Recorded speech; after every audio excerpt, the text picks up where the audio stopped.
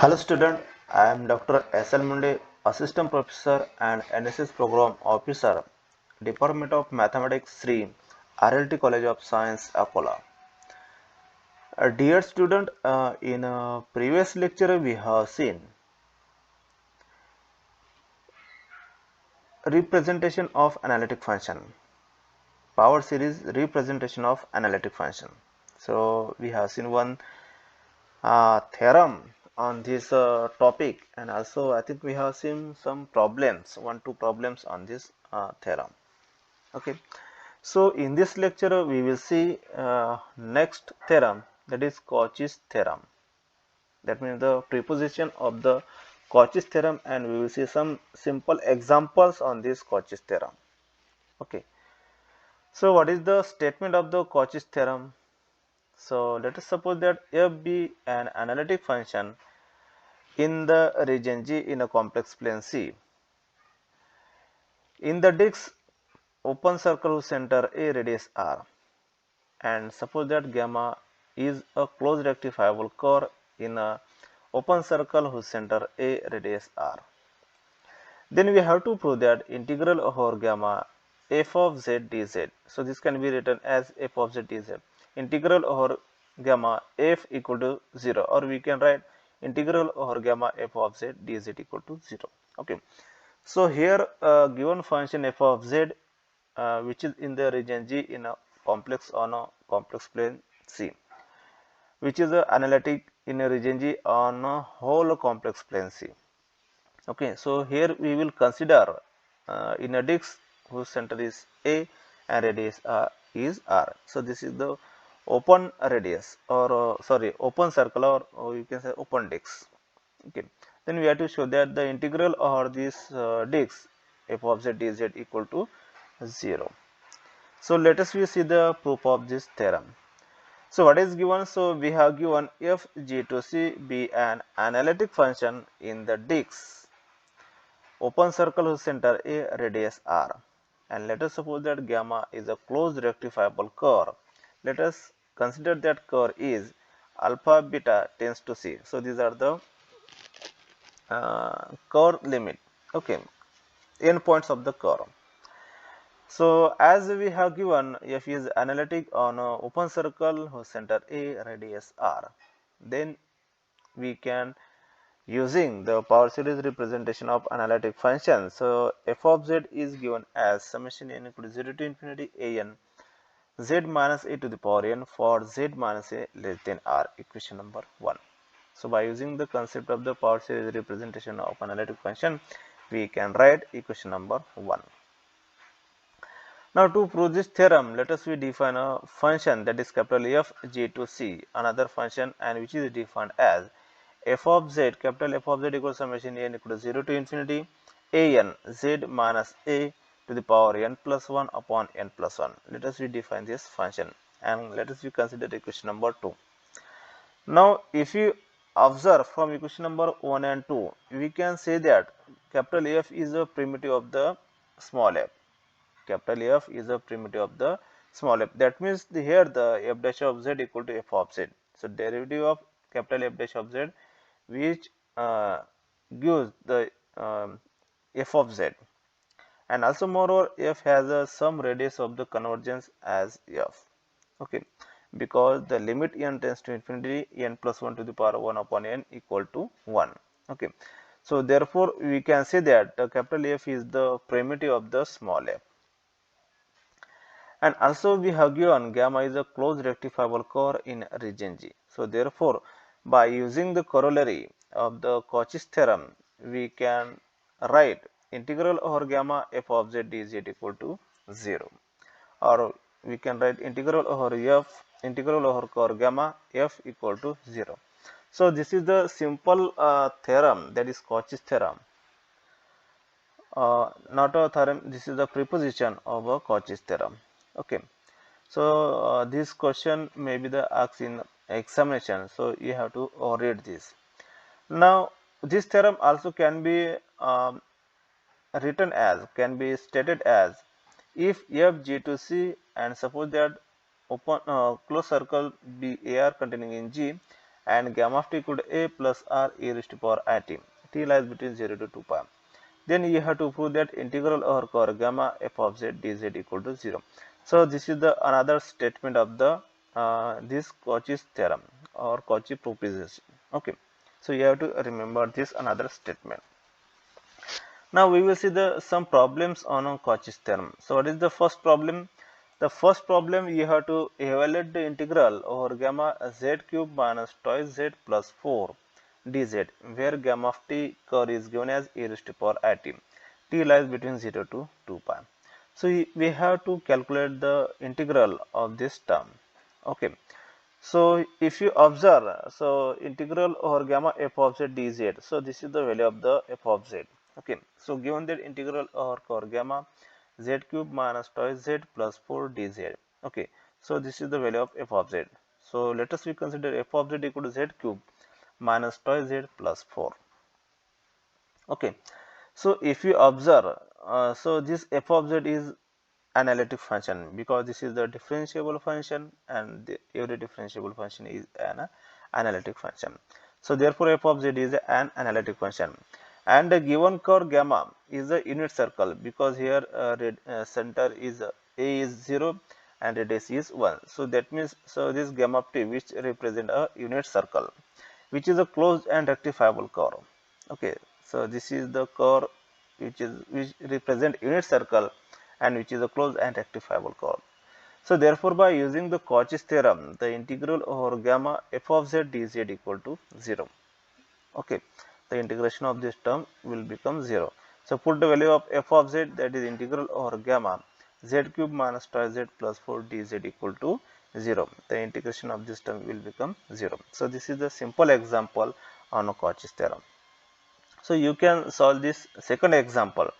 That is, the second example is evaluate integral over mod z equal to 1. So mod z equal to 1 which represent a circle, unit circle whose center is 0 and radius is 1, and z minus a divided by z square minus 4 dz.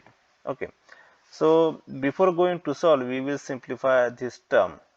So given that integral over mod z equal to 1, z minus a upon z square minus 4 dz. So this z square minus 4 can be written as z minus 2 z plus 2, taking the factor of this term. So this can be written as a minus b a plus b formula. Okay, so by using a square minus b square formula, that is a minus b a plus b. Okay, so therefore f of z equal to z minus 1 upon z square minus 4 can be written as z minus 1 upon z minus 2 upon z plus 2. Okay. So here clearly we can say that f of z is not analytic at z equal to 2 and z equal to minus 2.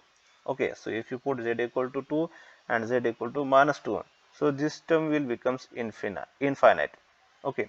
And hence we can say that this f of z is not analytic on this point. Okay.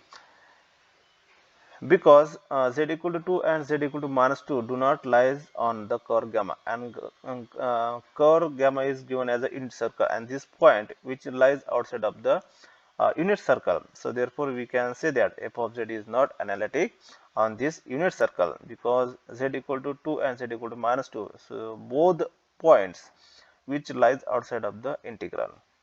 Okay. So therefore f of z is analytic inside or outside curve gamma. So therefore we can say that by Cauchy's theorem, integral over gamma f of z dz equal to 0. So therefore integral over mod z equal to 1, f of z value is z minus 1 upon z square minus 4 dz equal to 0. So this is the second example on a Cauchy's theorem. Okay. So you can solve this third example. Okay. So this third example as a similar to the previous example, you can solve this problem. Next definition is the zeros of analytic function. What is the zeros of the analytic function? We will see the definition of the zeros of analytic function. So here be a analytic function which is defined on a region G which is containing in complex plane C.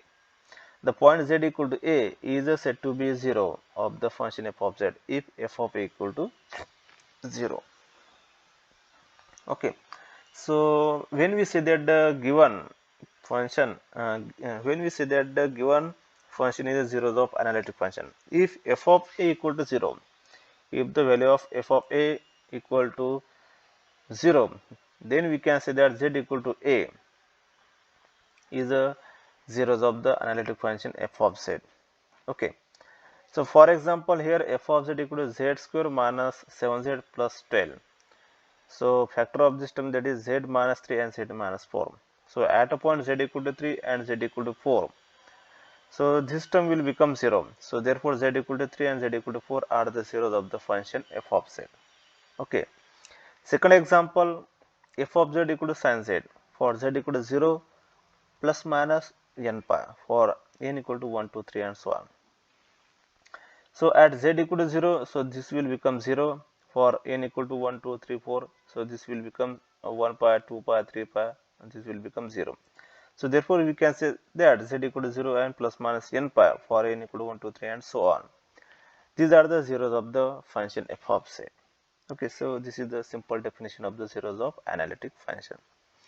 Now we will see the second definition, that is zeros of analytic function with a multiplicity m. Okay. So what is the definition? If f g to c is analytic function and the point a belongs to g satisfies f of a equal to 0, then a is said to be a 0 of f with a multiplicity m greater than or equal to 1. If there exists another analytic function, that is g tends to c, such that f of z equal to z minus a to the power m g of z, where g of a is not equal to 0.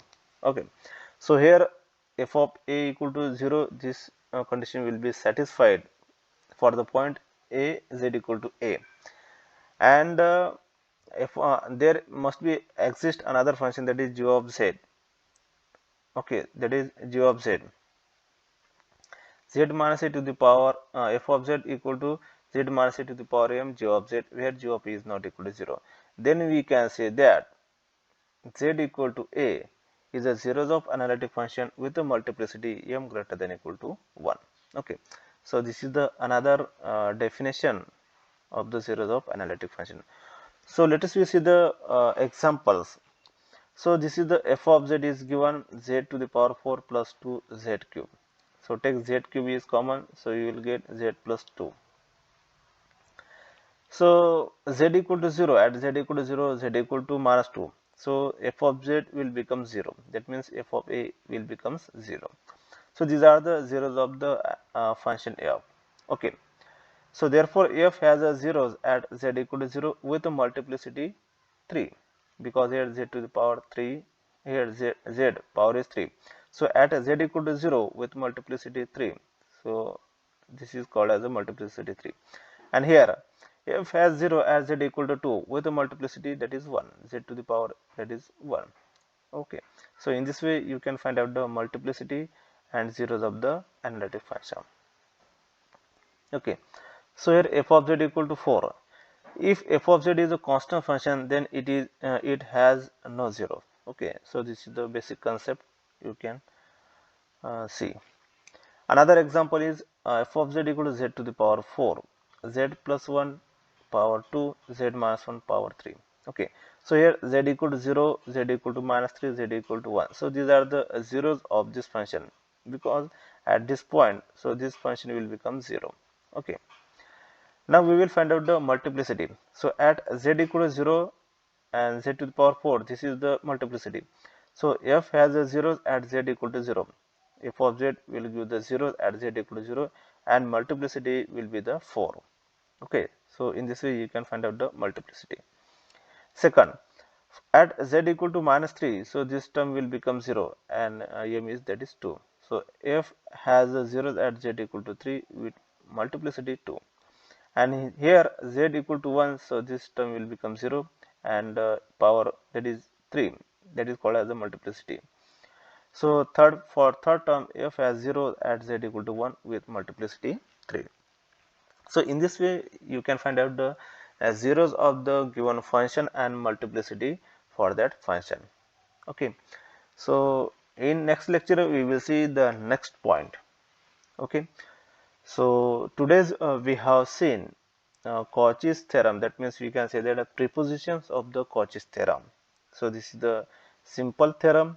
So this theorem can be written in another form, and these are some examples of the Cauchy's preposition, and zeros of analytic function definition, and this is the zeros of analytic function with the multiplicity m. Okay, so you can find out the zeros of the analytic function as well as multiplicity of the analytic function.